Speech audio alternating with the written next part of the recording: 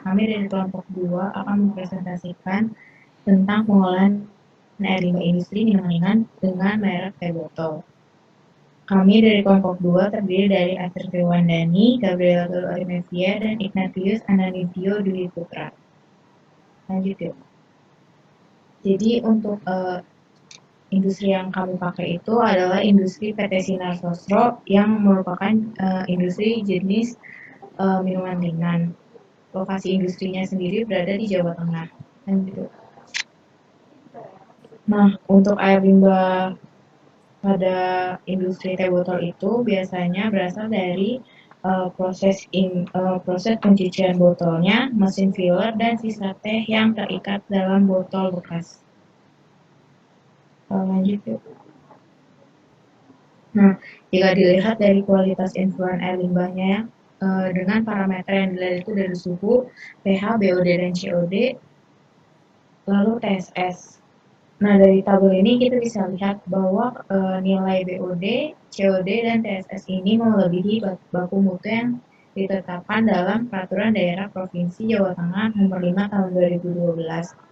Nah, kalau dilihat juga dari nilai effluentnya, nilai BOD dan COD ini termasuk tinggi.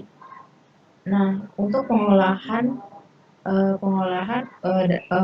untuk menyisihkan material biologis itu bisa melalui pengolahan secara aerob maupun anaerob. Tetapi kalau ingin menggunakan proses secara aerob itu berarti membutuhkan oksigen. Nah, penggunaan oksigen ini dapat berpengaruh terhadap penambahan biaya operasional, sehingga pada PPT kali ini akan lebih membahas tentang pengolahan biologis secara anaerob. Lanjut. Selanjutnya untuk diagram alir IPAL. Yang pertama adalah pretreatment dari pengolahan ini, yaitu bak ekologisasi yang berfungsi untuk menyeragamkan aliran. Lalu dilanjutkan oleh 2 reaktor UASB yang dipasang setelah bak ekologisasi untuk menurunkan baku mutu.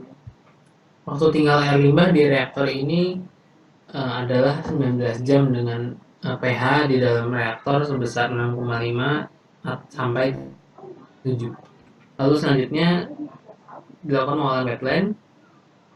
Pengolahan wetland ini digunakan untuk menyempurnakan penurunan baku mutu sehingga menjadi sesuai kriteria. Lalu waktu tinggal air limbah di pengolahan wetland adalah 24 jam. Lalu bak menampung di setiap pengolahan ini berguna menampung air limbah yang belum diolah pada pengolahan selanjutnya.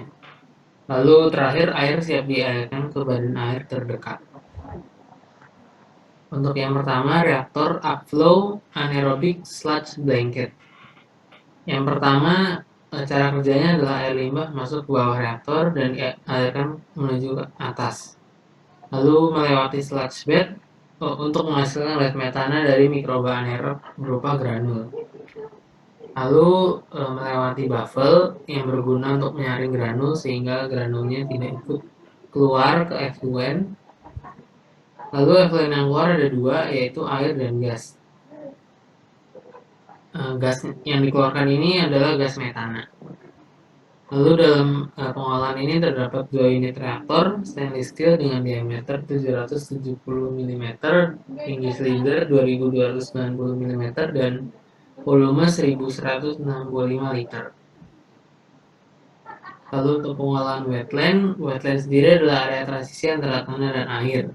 Wetland ini atau lahan basah meliputi berbagai lingkungan basah dan biasanya merupakan cekungan dangkal yang penuh dengan semacam substrat seperti batu atau kerikil dan juga ditanami vegetasi yang memiliki tingkat jenuh tinggi. Cara kerjanya adalah air mengalir di atas permukaan atau melalui substrat, lalu dibuang di ujung lain melalui bendungan atau struktur lain yang mengontrol kedalaman air di lahan basah.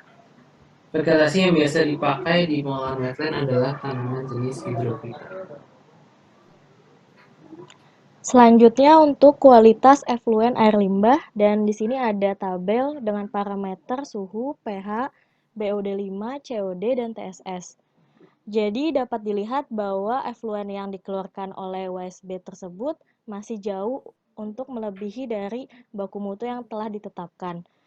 dan parameter BOD dan COD juga tidak memenuhi, maka dari itu dibutuhkan pengolahan biologis tambahan berupa pengolahan wetland.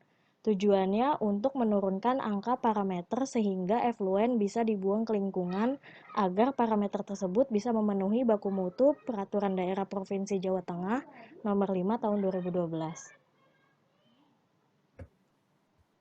Dan kesimpulan dari PPT ini yaitu pengolahan dengan upflow anaerobic sludge blanket atau UASB dan pengolahan wetland mampu mendegradasi BOD5 sampai 98,64%, COD sampai 98,90% dan TSS mencapai 90,18% dan sudah memenuhi kriteria baku mutu Peraturan Daerah Provinsi Jawa Tengah Nomor 5 Tahun 2012.